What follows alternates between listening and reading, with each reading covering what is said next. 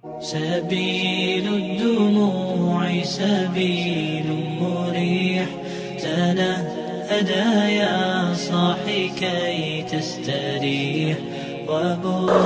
Kita bersyukur kepada Allah dengan mengucapkan Alhamdulillahi Rabbil Alamin. Berselawat kepada Rasulullah dengan mengucapkan Allahumma salli ala Sayyidina Muhammad wa ala ali Sayyidina Muhammad. Allahumma salli wa sallim wa barik alaih. Yang sama-sama kita hormati Bapak Ketua beserta seluruh pengurus Masjid Al-Qalam, hadirin hadirat, muslimin muslimat, alim ulama, cerdik pandai, tokoh masyarakat. InsyaAllah kita semua dimuliakan Allah Subhanahu wa ta'ala. Amin ya rabbal alamin. Judul kita subuh ini sebagaimana tertulis, untuk apa kita hidup. Itulah agaknya yang dibicarakan ibu-ibu di atas sampai ribut betul. Untuk apa kita ini hidup? Pertanyaan ini tidak bisa dijawab oleh akal manusia. Makanya Sokrates, seorang filosof dulu Yunani, berkata, untuk menjawab mengapa kita hidup, perlu hidup 500 tahun lamanya. Tak cukup umur berpikir untuk apa kita hidup. Sampai akhirnya karena tidak sanggup akal itu menjawab, maka diutuslah Nabi Muhammad sallallahu alaihi wasallam. Mata saya hanya bisa melihat apa yang ada dalam masjid ini saja. Saya tak tahu berapa banyak jamaah di luar. Maka karena mata ini terbatas, saya ini manusia yang lemah. Telinga juga hanya bisa mendengar apa yang dibicarakan sekeliling dan atas saja. Apa yang dibicarakan orang di luar sana saya tak tahu. Maka saya manusia yang lemah. Akal juga begitu, tidak bisa menangkap saya ini habis mati nanti mau kemana. Maka saya manusia lemah.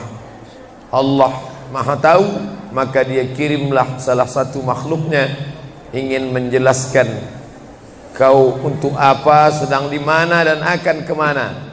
Dan makhluk itu bernama Nabi Muhammad sallallahu alaihi wasallam. Untuk apa hidup? Langsung dijawab, wa ma khalaqtul jinna wal insa illa liya'budun. Tidak ada makhluk yang kuciptakan, baik jin maupun manusia, kecuali untuk beribadah. Cara beribadahnya bagaimana? Langsung dijawab, wa ma arsalnaka illa rahmatan lil alamin. Bagaimana cara perbuatannya? Langsung dijawab, laqad kana lakum fi rasulillahi uswatun hasanah. Maka Al-Quran itu menjawab pertanyaan-pertanyaan. Yas'alunaka 'anil mahid, mereka bertanya kepadamu tentang perempuan haid. Qul huwa adza, katakan itu kotor, tidak baik. Yas'alunaka 'anil yatama, mereka bertanya kepadamu tentang anak yatim. Yas'alunaka 'anil khamri wal maisir, mereka bertanya kepadamu tentang khamar dan judi.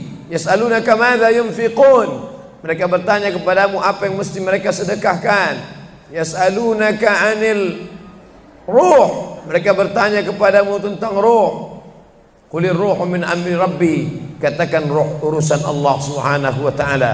Wa ma utitum minal ilmi illa qalila, tidaklah kamu diberi pengetahuan tentang itu melainkan hanya sedikit saja. Jadi Al-Quran menjawab berbagai pertanyaan yang tak dapat dijawab oleh survei, tak dapat dijawab oleh lembaga penelitian riset. Dia menjawab apa yang tak bisa dijawab akal manusia. Pepatah Melayu berkata, kalau galah panjang sejengkal, jangan laut hendak diduga. Galah artinya bambu. Orang kalau naik rakit, bambu mesti ditanamkan ke dalam sungai. Kalau panjangnya cuma sejengkal, jangan laut hendak diduga. Itulah orang yang terlalu memaksakan akalnya, akhirnya ngomong sendiri dan senyum sendiri. Akhir puncak daripada akal adalah ngomong sendiri senyum sendiri. Angkot lewat pun dia senyum. Nauzubillah. Oleh sebab itu kita yang sangat rendah, hina ini mengaku lemah. Aku berserah kepada Engkau ya Allah. Berserah itu bahasa Arabnya istislam. Makanya kita ini tadi mengaku di hadapan Allah hanifan musliman. Aku condong kepada kebenaran, musliman, dan aku hanya berserah diri kepada Engkau ya Allah ya Rabbal Alamin. Makanya apa kata Allah kita ikut. Padahal ini akhir pekan, weekend, maunya santai, tapi kita ikut apa kata Allah Subhanahu wa taala. Bangun subuh ikut. Padahal ini mestinya santai di rumah, tidur-tiduran, membalaskan sakit hati hari Senin, hari Selasa, hari Rabu, hari Kamis, hari Jumat. Ini hari Sabtu, tapi justru hari Sabtu bersusah payah, berdingin-dingin di luar. Bahkan kabarnya jam 3 sudah ada yang datang ke masjid ini. Bahkan ada yang mabit di samping danau. Bayangkan itu. Orang mabit di Musdalifah, yang mabit di samping danau.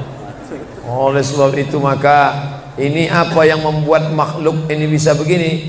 Itu semua adalah orang-orang yang mengerti untuk apa kita hidup. Karena hidup adalah untuk beribadah. Bangun tadi dari tidur langsung beribadah. Buka mata, ibadah pertama adalah zikir. Alhamdulillahillazi ahyana ba'dama amatana wa ilaihin nusyur. Masuk kamar mandi, tempat najis, kotor, bau, kotoran, tempat setan, tapi tetap menjadi ibadah. Dalam WC-nya pun ibadah. Dia masuk lagi ke kiri, dia katakan Allahumma inni a'udzubika minal khubusi wal khaba'is. Keluar dari kamar mandi itu ibadah juga. Dia langkah kaki kanan, dia katakan ghufranaka, ghufranaka, maafkan aku ya Allah. Mengapa dia minta maaf keluar dari WC? Karena selama di WC dia tidak menyebut Allah. Lidah yang diciptakan untuk beribadah, selama di dalam tidak beribadah, maka ibadah di dalam WC hanya hatinya saja berzikir. Tak boleh menyambut seruan azan. Terdengar suara azan masuk ke WC, Allahu Akbar, Allahu Akbar, Allahu Akbar. Oh, tak boleh. Tak boleh mengucapkan salam.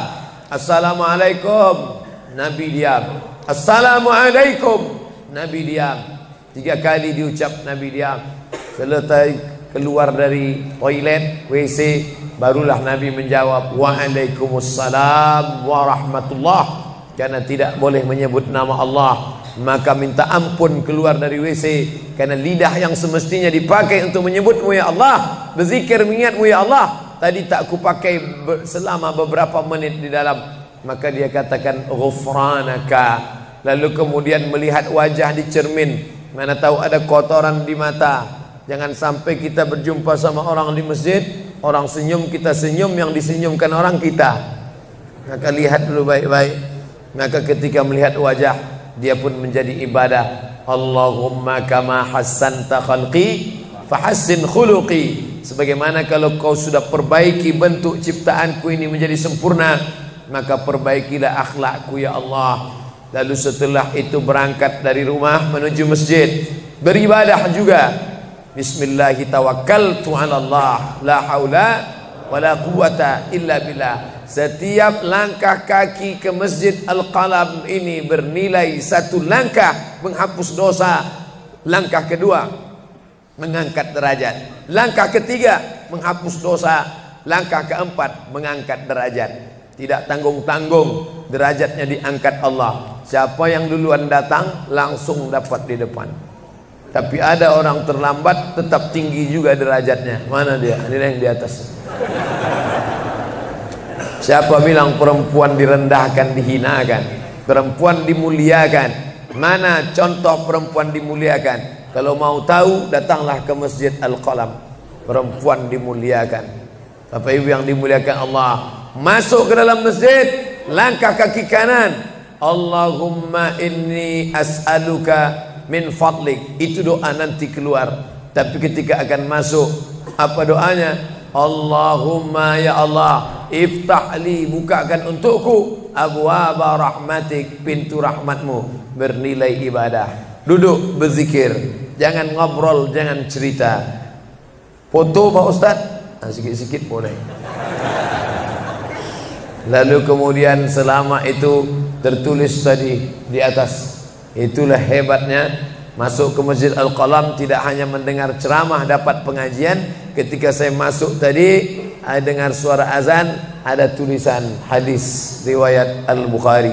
Siapa yang mendengar seruan azan lalu menyambut seperti bunyi yang diucapkan muazzin, kecuali pada hayya 'alas shalah, hayya 'alal falah, dia baca la haula wala quwata illa billah, ditutup dengan doa wasilah. Allahumma rabb hadhihi ad-da'wati tammah was-salatil qa'imah, dimintakan untuk Nabi Muhammad, ati sayyidana Muhammadanil wasilah wal fadilah wasyarafa wad darajatal aliyatar rafi'ah. Yang kelima, wa ba'athallahumma maqaman mahmuda alladzi wa'adtah innaka la tukhliful mi'ad. Maka kata Nabi, halat laku syafaati yaumal qiyamah, layaklah dia mendapat syafaatku hari kiamat. Makanya selama duduk di depan tadi, tak ada satupun yang ngobrol, semuanya menyambut seruan azan. Allahu Akbar, Allahu Akbar, Allahu Akbar, Allahu Akbar. Ada kawan sebelah ngajak ngobrol, gimana bro program mancing kita? Allahu Akbar, Allahu Akbar. Nah, cerita tak tentu arah. Ini kita sedang beribadah kepada Allah Subhanahu wa ta'ala. Lalu kemudian selesai azan, salat sunat yang balasan pahalanya khairum minad dunya wa ma fiha, lebih baik daripada dunia dan seisinya. Apa itu? Qabliyah subuh. Sampai-sampai andai terlambat qabliyah subuh, tetap boleh dilaksanakan setelah subuh. Habis salat subuh barulah dilaksanakan qabliyah subuh. Tapi kalau sudah sama-sama ngaji, tapi kalau nanti pulang kampung, justru sekarang orang di kota ngaji, di kampung tidak ngaji. Zaman dulu di kampung ngaji, di kota tidak ngaji. Sekarang dunia sudah mau kiamat. Di kampung orang ngaji, di kampung orang tidak ngaji. Kenapa? Parabola masuk desa. Oleh sebab itu maka kalau di kampung itu tidak ada pengajian, mereka tidak tahu bahwa qabliyah subuh diganti setelah subuh. Nanti pas mau bulan puasa pulang kampung, jangan qabliyah subuh setelah subuh. Karena nanti begitu mereka lihat, loh apa tuh? Sejak tinggal di Bekasi ikut aliran sesat. Dia tidak tahu bahwa sholat qabliyah subuh itu jangan sampai tinggal. Andai tertinggal, tetap dilaksanakan setelah sholat subuh. Ayatnya diatur. Ayat pertama, qul ya ayyuhal kafirun. Ayat yang kedua, qul huwallahu ahad, Allahu samad, lam yalid wa lam yulad wa lam yakul lahu kufuwan ahad. Andai masuk ke dalam masjid, kebetulan jamnya langsung nampak kelihatan, iqamat tinggal 2 menit lagi, iqamat 2 menit, tak mungkin sholat 4 rakaat. Pilihannya tahiyatul masjid atau qabliyah, qabliyah atau tahiyatul masjid. Kalau melaksanakan tahiyatul masjid tidak dapat qabliyah, tapi kalau melaksanakan qabliyah automatically dapat tahiyatul masjid. Oleh sebab itu andai terlambat, waktu tinggal 2 menit, maka laksanakanlah qabliyah subuh. Tapi jangan gara-gara ini terlambat terus. Yang paling afdal cepat datang. Apa kata jamaah? Yang lambat kan ustaz, kami cepat datang. Bapak Ibu yang dimuliakan Allah Subhanahu wa ta'ala, selesai itu salat subuh, kalau qabliyahnya lebih baik daripada dunia dan seisinya, apalagi salat subuhnya. Begitulah. Kalau qabliyahnya saja yang pendek ayatnya lebih baik daripada dunia dan seisinya, apalagi salat subuhnya. Lalu pahala salat subuh itu apa? Tak ada yang tahu. Makanya kata Nabi, lau ya'lamuna ma fil atamati was subhi, andai mereka tahu pahala salat subuh berjamaah, la atauhuma habwan, mereka akan datang ke Masjid Al-Qalam walaupun merangkak, habwan, lumpuh, sakit kakinya, dia akan datang. Kursi roda tak ada, yang mendorong tak ada, datang dia ke masjid ini walaupun merangkak. Kenapa mereka tidak datang? Karena mereka tidak tahu. Kenapa mereka tidak tahu? Karena mereka memang tidak cari tahu dan tak mau tahu. Dan sampai masanya mereka nanti akan menyesal saat melihat orang-orang mendapatkan balasan. Muttaqiina fiha 'alal araik, mereka duduk di atas kursi-kursi istana surga, tersenyum melihat orang-orang yang dulu tak peduli pada sholat subuh. Mudah-mudahan kita semua istiqamah insyaallah. Jadi Ustadz, kalau hidup ini cuma untuk ibadah, sholat, masjid, baca Quran, zikir, gimana kami mau mencari nafkah? Gimana kami mau buka ruko? Gimana kami mau bisnis? Gimana kami mau tanam kelapa sawit? Gimana kami mau proyek batubara? Gimana kami mau ternak ikan? Ini mesti difahami bahwa ibadah itu dibagi dua. Satu namanya ibadah mahdhah, pure, original, murni, tidak bercampur dengan apa-apa.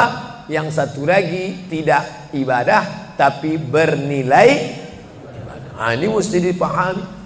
Bapak yang masuk kantor dari jam 8 pagi sampai jam 4 sore itu ibadah. Karena kalau itu tidak ibadah, habislah waktu kita. Makanya yang bekerja niatkan ibadah. Sehingga kalau istrinya nanya, "Mas kok lama pulang?" Ibadah nih, Mas. Tapi jangan gara-gara ini di kantor itu ibadah, lalu ketika azan di masjid kantor berkumandang, hayya 'alas shalah, dia terus ngetik, "Mas, ayo ke masjid." Enggak, ini pun juga ibadah. Kau ibadah aja ke sana, aku ibadah di sini. Itu juga enggak benar. Karena ibadah itu dibagi dua. Satu yang murni, pure, tidak bercampur dengan apapun, namanya ibadah mahdhah. Salat, baca Quran, zikir, iktikaf. Tapi ada satu lagi tidak ibadah, tapi kalau diniatkan dia bernilai ibadah. Termasuk ibu-ibu yang hamil 9 bulan 10 hari itu ibadah. Kalaulah 9 bulan 10 hari itu tidak ibadah, betapa tidak adilnya Allah. Masa kita yang duduk-duduk di masjid dapat pahala ibadah, dia yang muntahnya, yang ngidamnya tak dapat ibadah. Tadi malam begitu sampai di airport langsung SMS masuk, "Ustadz, keluar dari pintu berapa? Ini ada perempuan ngidam mau ketemu." Saya keluar dari pintu 4, kami sudah standby di pintu 4. Lantai berapa? Lantai paling atas. Oke, sampai di sana lihat perempuan tidak pakai jilbab, pakai celana jeans. Saya udah mau marah. Ini kenapa? Mohon maaf Pak Ustaz, non muslim. Astagfirullah. Rupanya non muslim hamil ngidam mau jumpa Ustaz Somad. Mudah-mudahan anaknya jadi anak soleh. Biasa. Allahu Akbar. Bernilai ibadah. Lalu yang dapat pahala dari itu siapa? Dari mana ibu-ibu hamil muda itu tahu saya? Kenal saya di mana? Padahal dia dari Jawa, saya dari Sumatera. Ternyata ada orang beribadah yang tidak kita sangka ibadah. Tidak ada rukun, tidak ada syarat, tidak ada wajib, tidak ada sunat, tidak ada makruh, tidak ada mubah. Apa ibadahnya? Ya ini, merekam ceramah ini. Merekam ceramah ini ibadah. Memoto itu ibadah. Bayangkan resiko tukang foto. Saya sampai sekarang tukang foto itu resikonya nanti setelah tua matanya gini.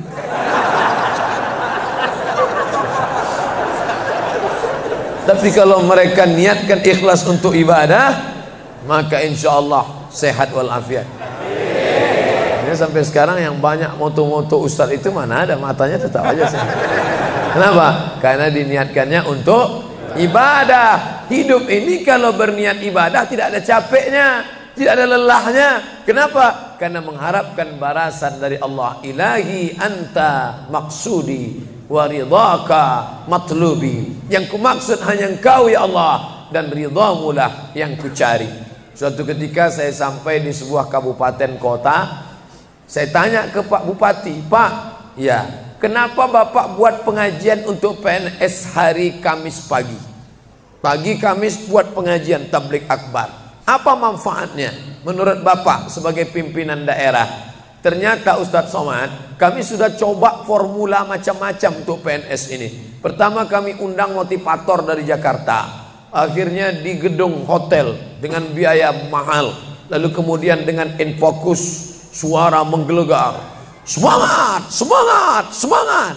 Keluar dari situ lesu. Motivatornya pulang, pegawai letoy. Akhirnya kami buat undang tentara dengan bapak polisi, baris berbaris, siap, siap. Pak polisi pulang, nggak siap lagi. Ternyata yang disentuh paling mantap bukan fisiknya, bukan matanya, bukan pakai infocus, bukan pakai suara menggelegar, tapi yang disentuh adalah hati. Dan satu yang bisa menyentuh hati itu adalah agama. Itulah makanya ibu bapak coba nanti kalau mau buat praktek, buat satu kotak, buat satu lagi kotak, ada 2 kotak. Kotak ini buat voucher namanya sumbangan. Kotak ini buat juga voucher tulisannya sodakoh. Lihat mana yang paling banyak diambil umat Islam, sumbangan apa sodakoh? Sodakoh, padahal nilainya sama. Sumbangan 100.000, sodakoh 100.000. Bapak ibu silakan ambil untuk anak yatim fakir miskin kita. Pasti voucher yang paling banyak diambil adalah sodakoh. Kenapa? Karena mereka menganggap sumbangan tak ada pahalanya, karena bukan bahasa Arab. Apa dia? Sumbangan. Enggak ada dalam Quran. Ya ayyuhalladzina amanu, sumbangan. Yang ada adalah sodakoh. Innamas sadaqatu lil fuqara wal masakin wal amilina 'alaiha wal mu'allafati qulubuhum wa fir riqab wal gharimin wa fi sabilillah wa ibnis sabil. Itulah mengapa yang disentuh itu bukan nalar otaknya, tapi yang disentuh itu adalah hatinya. Ala fil jasadi mudghah, ketahuilah dalam jasad itu ada segumpal. Idza salahat salahal jasadu kulluh, kalau yang segumpal itu baik maka yang lain ikut menjadi baik. Wa idza fasadat fasadal jasadu kulluh, kalau yang segumpal itu rusak, jahat, kotor, hitam, gelap, maka yang lain ikut menjadi rusak. Ala wahyal qalb, hati. Jagalah hati. Itu yang selalu dipesankan Ustadz kita Agim, jagalah hati. Jangan kau terserah. Bapak Ibu yang dimuliakan Allah, salah satu yang merusak manusia sekuler, membagi 2. Di masjid ibadah, di kantor tidak ibadah, fatal. Di masjid dianggap ibadah. Jangan heran kalau ada orang di masjid khusyuk, takut nengok ke atas, melihat hanya tempat sujud saja. Allahu Akbar, tidak mau lihat ke atas. Kenapa? Dia khusyuk. Tapi di kantor dia lebih setan daripada setan. Kenapa? Berasal dari pemahaman yang salah. Karena dia sudah bagi 2. Di masjid ibadah, di kantor tidak ibadah. Bahkan yang lebih fatal, yang kotor-kotor di kantor bisa dibersihkan di masjid. Kotor. Akhirnya untuk membersihkannya pergi dia ke masjid. Laundry yang paling besar Masjidil Haram. Sampai di sana nangis di pintu Ka'bah. Ya Allah, dah selesai bersih. Enak aja. Bukan begitu ajaran Islam. Labbaik Allahumma labbaik, labbaik Allahumma labbaik. Apa kata malaikat? La labbaik wala sa'daik. Kau tidak dapat panggilan, kau tak dapat kebahagiaan, kau tak dapat haji mabrur, kau tak dapat surga. Zaduka haram, karena kau berangkat dengan uang haram. Oleh sebab itu pemahaman Islam mesti utuh. Semua adalah ibadah. Kalaulah gerak tidak ibadah, betapa menyakitkannya bapak-bapak polisi di jalan raya kena panas terik, padahal dia tidak ada penutup kepala di atas, berkeringat berpeluh. Mereka tetap merasakan itu sebagai ibadah. Tentara yang membela negara, angkatan laut di perbatasan sana, datang kapal-kapal perompak dari Thailand ingin mengambil ikan kita, tenggelamkan. Itu kalau tidak nilai ibadah, dia takut. Jangan-jangan sebelum kita tenggelamkan, kita duluan ditembaknya tenggelam. Maka itu mesti ada nilai ibadah di dalamnya. Itulah yang membangkitkan semangat jihad. Jamaah bertanya, Ustadz kemarin dari Jambi, terus kemudian terbang ke Miri, besok baru pulang ke Pekanbaru. Apa Ustadz? Saya lihat Ustadz dari tadi mengantuk saja. Iyalah, sampai tadi malam ke hotel jam 12, baru tidur jam 1 karena ada yang mau ditulis. Jam 3.30 sudah bangun ceramah. Tapi begitu berjumpa dengan jamaah orang ramai, bangkit semangat. Habis ceramah ini tanya jawab, semangat lagi. Habis itu baru lesu. Dan tidurnya itu pun ibadah. Bayangkan tidurnya itu ibadah. Itulah mengapa banyak orang pengajian sambil oh, ustadz menyindir ya? Tidak. Saya termasuk ustadz yang tidak pandai menyindir.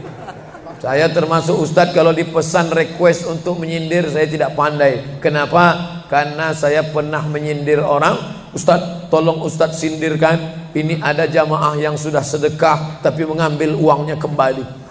Siapa yang bersedekah mengambil uangnya kembali, kal kalbil ladzi ya'udu ila qaihi, sama seperti anjing yang menjilat muntahnya kembali.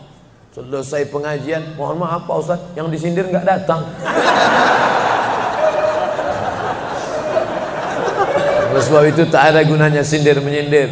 Kalau mau to the point, mana orangnya face to face, langsung saja tembak 12 pas, gol.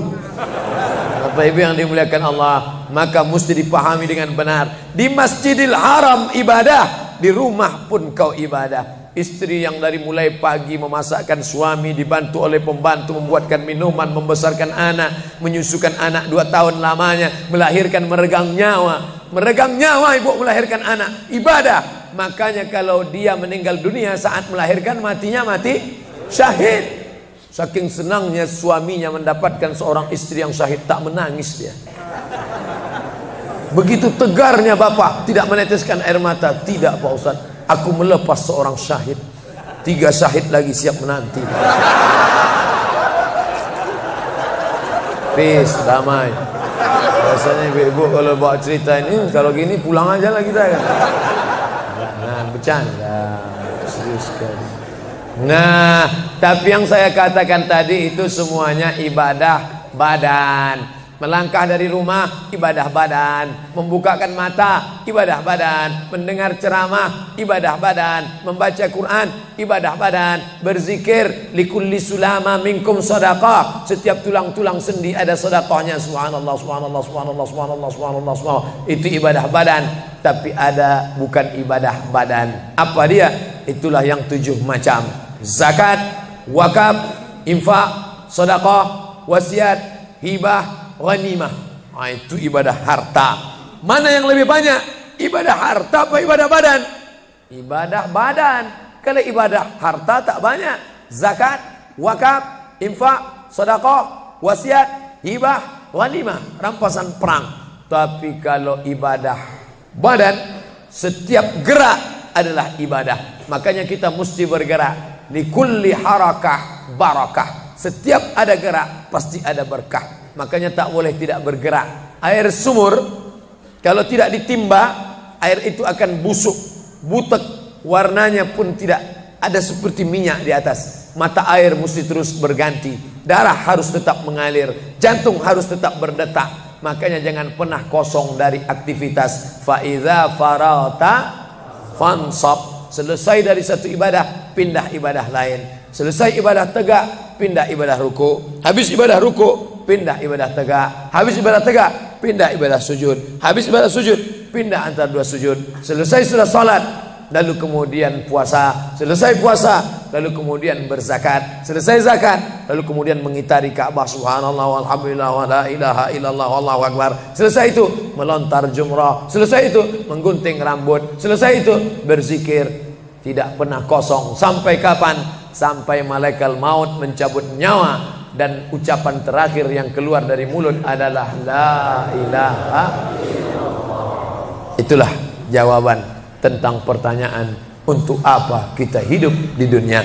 Nanti kalau ada anak, ibu, bapak, tetangga, kawan, sahabat, andai tolan bertanya, untuk apa kita ini hidup?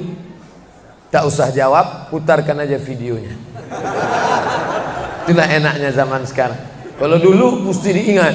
Saya dulu pulang sholat Jumat, mak saya manggil, sini, ya mak, ceritakan apa isi khutbah khotib tadi di masjid. Gini. Itulah awal saya ceramah. Jadi saya paham mengapa saya menjadi ceramah sekarang dan saya tidak pernah merasa menceramahi Bapak Ibu, saya tidak pernah merasa mengguru-gurui. Saya hanya seperti seorang anak sedang bercerita pada ibunya saja. Tadi mak kata khotib itu begini. Anak sekarang enggak. Apa kata khotib tadi? Ini MP3-nya mak. Bapak Ibu yang dimuliakan Allah Subhanahu wa taala, ibu yang mendidik anak-anak ibu, ibadahnya luar biasa. Itulah mengapa ibu lebih tinggi derajatnya daripada laki-laki. Ilzam rijlaiha, kau urus tapak kakinya, fatammal jannah, kau dapati surga di sana. Di bawah tapak kakinya surga, al jannatu surga, tahta di bawah aqdam kaki al ummahat, ibu-ibu. Kenapa begitu? Karena ibadah dia yang luar biasa, tidak bisa dilakukan oleh laki-laki. Salat kita bisa, puasa kita bisa, tawaf kita bisa, sa'i kita bisa, melontar jumrah kita bisa, tahallul kita bisa. Tapi ada yang kita tak bisa. Apa dia? Mengandung kita tak bisa.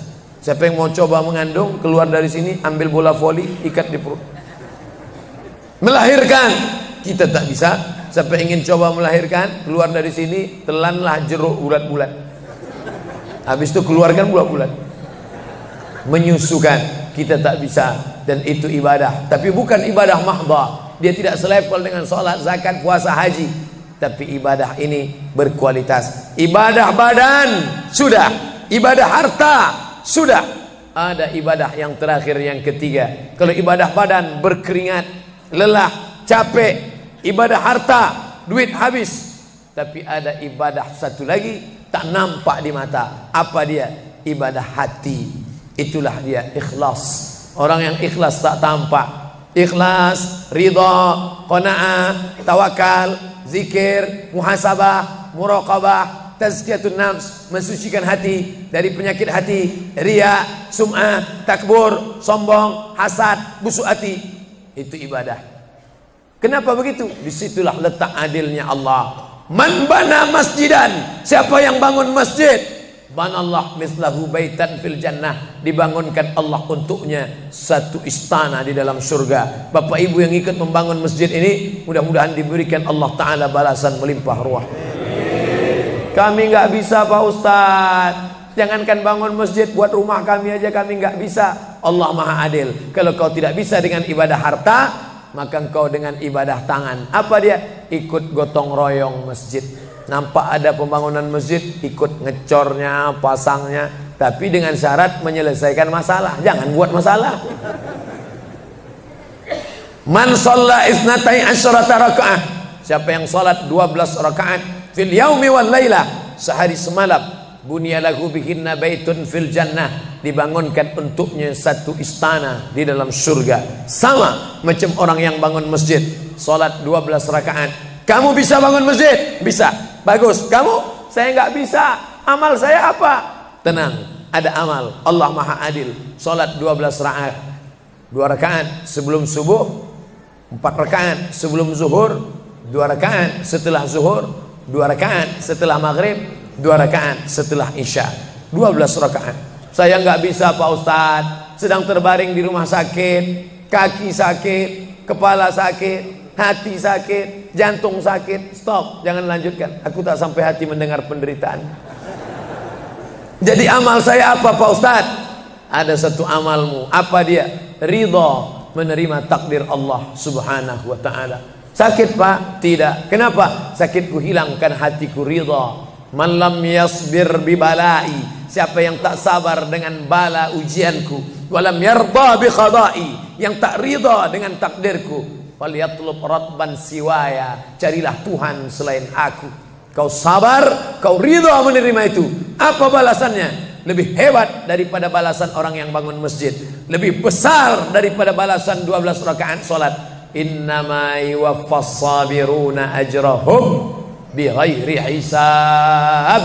Orang yang sabar itu balasannya bighairi hisab, tak dapat dihitung, tak dapat dikira, unlimited. Begitulah Allah Maha Adil. Untuk apa kita hidup? Hidup untuk beribadah. Ibadah apa yang kita lakukan?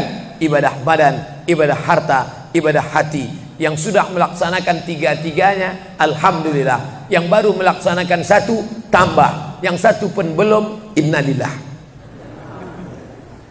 Masjid ini besar. Kadang kita bangga masjid besar, rupanya APBN, anggaran pendapatan belanja negara. Bangga kita masjid megah, rupanya APBD, anggaran pendapatan belanja daerah. Patutlah masjidnya di tengah hutan, karena di situ tanah yang murah. Akhirnya pemukiman masyarakat jauh, masjid di tengah jalan, masjid di tengah perjalanan luar kota, jauh dari pemukiman masyarakat. Masuk kita ke dalam, tai kambing yang ada di dalam. Tapi masjid ini megah, mewah, 2 lantai, lengkap dengan kubah yang besar. Ini swadaya masyarakat. Saya tahu ini dari mana? Jamaahnya cerita. Kalau tidak, mana saya tahu. Ini masjid ini asli swadaya Pak Ustaz. Lama membangunnya Pak? Enggak lama, sebentar saja. Sebentar saja, sekejap langsung terkumpul 7,6 miliar uang. 7,6 M. Itu kalau dibelikan cendol berenang gitu. Bayangkan itu. Bisa terkumpul masyarakat. Padahal ibadah yang paling berat, ibadah harta inilah. Banyak orang kalau diajak iktikaf, banyak. Ayo kita iktikaf, ramai. Ayo kita zikir ke Az-Zikra, ramai. Jangan lupa besok zikir ke Az-Zikra, hari Ahad pertama, sekaligus acara live Damai Indonesiaku TV One bersama Ustadz Abdul Somad LCM. Tapi ada ibadah yang berat. Apa dia? Ibadah harta.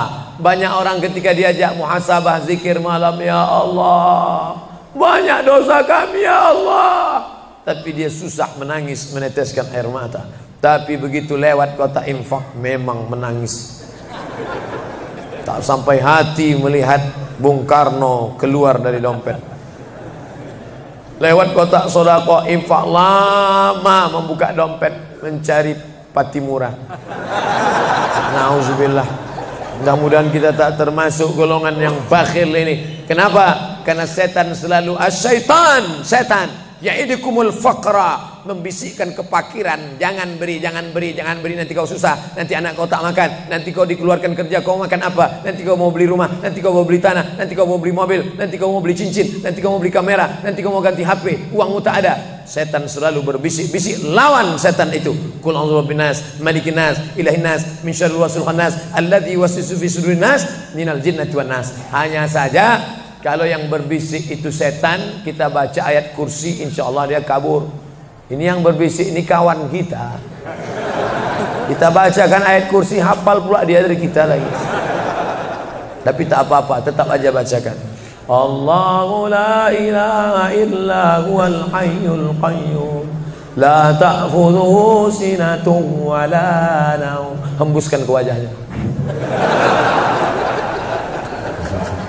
Bapak Ibu yang dimuliakan Allah, setelah ibadah 3 ini kita lakukan, ibadah badan sudah, sholat subuh sampai melimpah ruah ke belakang.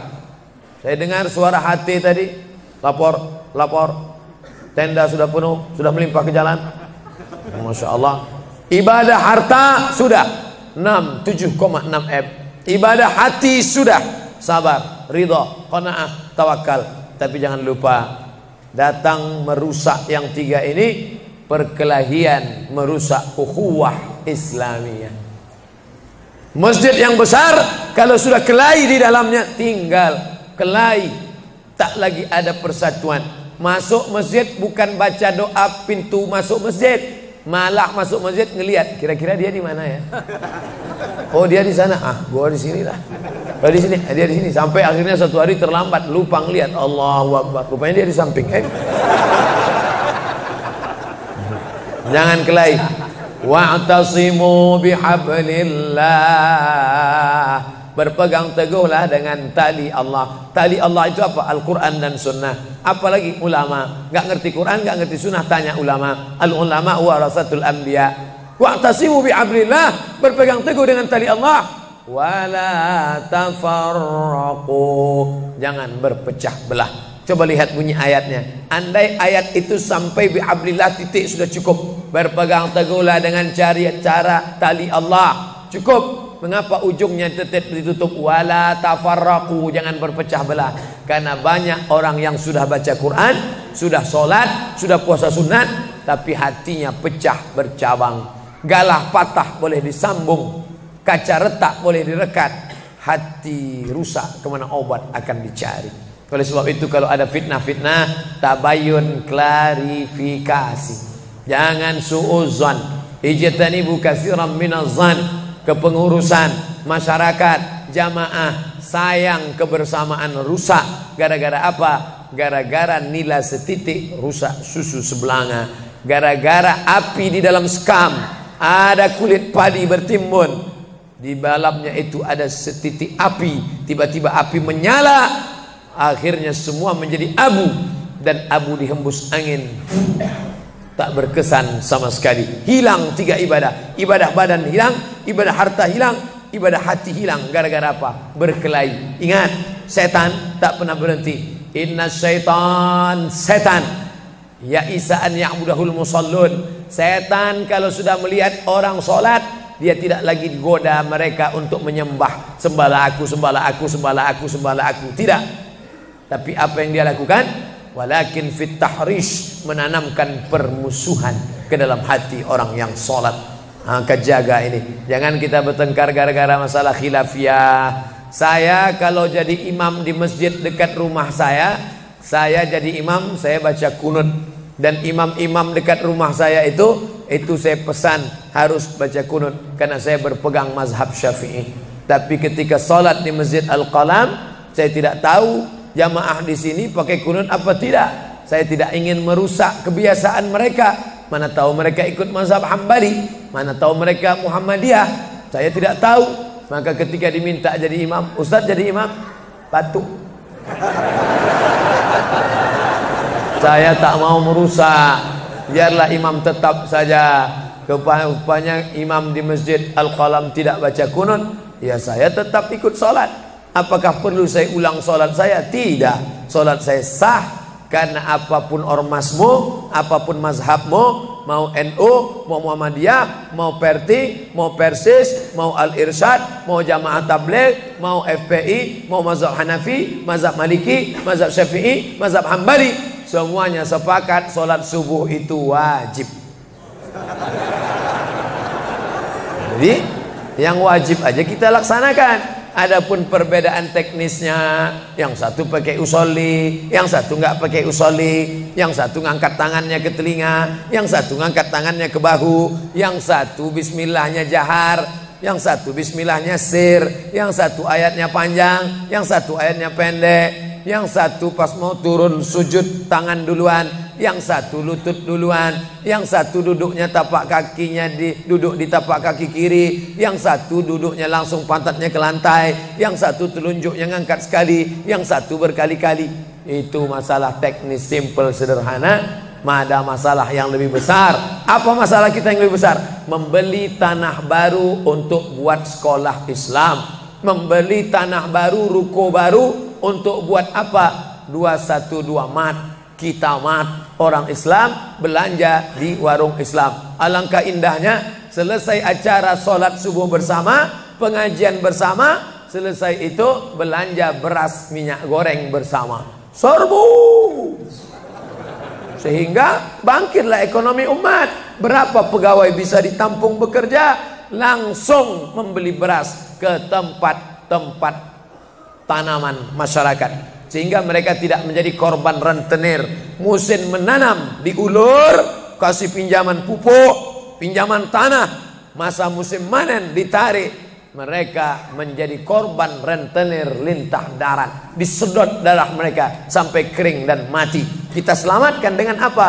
Dengan market. Masjid punya market. Saya beberapa kali meresmikan market punya masjid di Masjid Raya Batam, Masjid Agung Batam. Itu di bawahnya ada super mini market untuk menjamaah. Kemarin pulang dari Pulau Bintan, itu juga meresmikan. Di Dumai begitu juga. Ini 212 Mart. Terserah namanya apa. Ada 212 Mart, ada namanya Kita Mart, atau bisa juga buat Somart. Nah, bisa juga. Bapak Ibu yang dimuliakan Allah Subhanahu wa taala, maka visi misi kita ke depan, jauh melihat ke depan. Kami harus punya pusat perbelanjaan komunitas muslim, kami harus punya komplek perumahan muslim. Nah, ini semua yang akan menyelamatkan kita.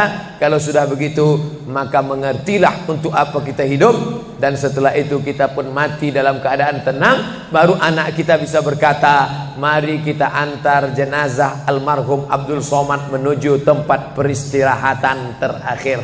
Karena memang benar-benar istirahat. Tapi berapa banyak orang tidak istirahat? Karena amal badan tak ada, amal harta tak ada, amal hati tak ada, tak pernah memikirkan masjid, tak pernah memikirkan umat, tak pernah memikirkan belanja umat, tak pernah memikirkan pendidikan anak-anak umat.